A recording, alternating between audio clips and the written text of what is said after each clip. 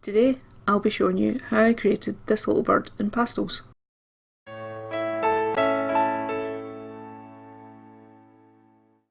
Hi there, my name's Michelle Cashmore and in today's video I'm trying out a new medium, Pastels. First of all, I'm using pan pastels to lay in the background here. These pastels come in small dishes or pans and you use various sponge applicators to apply them, unlike traditional pastels where you would use a stick form. The surface I'm working on is called Pastelmat, made by a company called Clairefontaine, and it's very good for pastels in general as it can hold a lot of layers. Right now I'm just focusing on laying in an even background. I'd hoped to keep the original dark grey of the Pastelmat and not have to put in a background, but unfortunately I got a smudge on it that I couldn't get rid of, so I decided just to put in an even layer of dark grey pan pastel over it all. The bird that's the subject of this piece is called a blue-tit and it's native to the UK and Europe. I see a lot of them in my garden. This particular photo reference however came from Pixabay.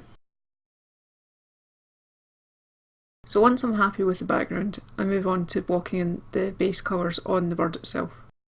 So I didn't have the exact colour I needed for the wing on the bird, but as you can see it's possible to mix and combine colours together, as I'm combining the sort of yellowish brown with more greens and yellows. The colours are all very rough, loose and messy at this stage. I'm not trying to put in any sort of details, as you can see that the sponge applicators aren't fine enough to allow for that, but I'll be coming back through later with pencils to add in all the details. Right now I'm just looking to get my base established. Now that I have my underlayers in place, I can come back through with pencils to start adding in some details. For the most part I'm using Faber Castell Pitt Pastels and I have a few Carbothello pencils as well. Because this is a new medium to me and I'm trying it out to see if I like it, I don't have all the colours available to me. I just bought a few and as you can see they blend and layer quite well, so I can actually combine colours even though I have a limited set. One thing that I would change on my next pastel piece would be to be careful how much pan pastel I apply. I noticed particularly on the branch that the pencils had a slight tendency to slide around a little bit, and I think that's because I made too thick a layer of the pan pastels initially, so next time I'll be a lot more sparing of it. Part of the fun of a piece like this when you're trying out something new for the first time is just seeing what works and what doesn't. This is a learning experience for me. As I've done a fair bit of work with coloured pencil in the past, I couldn't help but compare them to the pastel pencils that I'm using here. On the one hand, it's much harder to get fine details with pastel pencils. I found I was having to suggest details rather than truly go into all the tiny little fine details. However, on the other hand, it was much easier to blend. The pencils a lot of the time were blending themselves on the paper and I had to smudge very little to get the effect that I was looking for.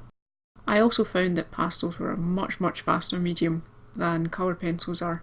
I couldn't believe how quickly it took for this piece to come together. One thing that had made me reluctant to try pastels previously was the thought that they'd be really messy. Pastels have a reputation for creating a lot of dust and a lot of mess. And while they did create some dust, it is true, it wasn't nearly as bad as I expected it to be. I normally work with a vertical easel and I did the same here as well. I just placed a paper towel underneath my board that the piece is taped to and that caught most of the dust that fell off.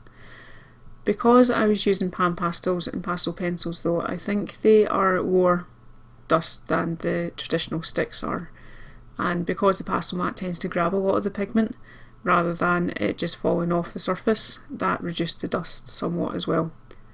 So while coloured pencils are definitely cleaner, these were clean enough that I wouldn't have any qualms about trying them again. So here I'm starting to come in with some sharp pencils and add in the feather details. You'll notice that I haven't added in many dark areas up until this point.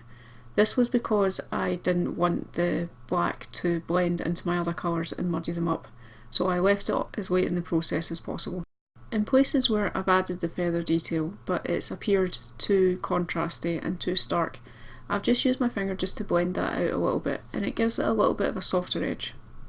I'm just adding more layers of feather detail here softening it out as needed and then adding more layers. I'm just building up to get that really fluffy, feathery look. When drawing feathers, pay close attention to your reference photo. While the feathers should all lie in roughly similar direction, they very rarely actually ever run parallel to each other. There's a bit of variation in the feathers, and if you can capture that, then it makes it look much more natural. Feathers in particular, as opposed to fur, they tend to have areas where they crisscross as well. So by watching out for that and being able to capture it yourself, it will make it look much more realistic. I'm also looking out for subtle colour variations in the feathers. So as you can see here, even though the little bird's chest is broadly yellow, there's quite a lot of variation that I've put in here. So there's pale creams, there's much brighter yellows, there's some tending toward orange and some tending towards green, and some browns as well. And having that variation makes it look a lot less flat than if I just made it flat yellow. The paper that you've seen under my hand throughout this video is called Glacine. I like to use it to protect my drawing against my hand, as it prevents it from smudging.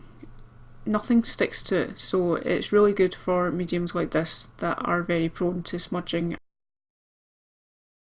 Now I'm ready to move on to the bird's wings. So along his back, I'm just wanting to give the impression of feathers, so I'm softening that out quite a bit and making the variations a bit more subtle than I did underneath.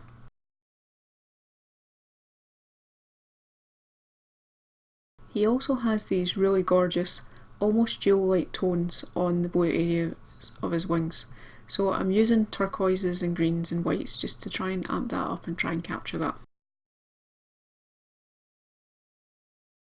As before, I'm leaving adding the black areas until as late as possible in the process, again just so that it doesn't smudge into the other areas and muddy it all up. I'm on to the home stretch now with just his tail to go. As before, I'm just refining details, adding more layers and just building up the look of those feathers. Periodically, I'm just going back and touching up the background as well. Because sometimes specks of dust from the other areas can fall in the background, I'm just going back over with them and adding a lot more grey over the top just to cover those up when that happens. I did find it was very easy in general to go over dark areas with lighter pencils. I don't think that putting a white pencil over a black pencil would completely turn it back to white again, but for cases where I'm adding the turquoise and lighter highlights on the tail, it certainly lightened it up a good degree. And there we have the finished piece. I definitely enjoyed working with pastels for this one, and I'll be doing more in the future for sure. If you've enjoyed this video and would like to see more, then please do subscribe. You can also find me at my website, michellcashmoreart.com, and on Facebook, Instagram and Twitter. You can also find prints of my work at fineartamerica.com and pixels.com. Thanks for watching, and hope to see you again soon.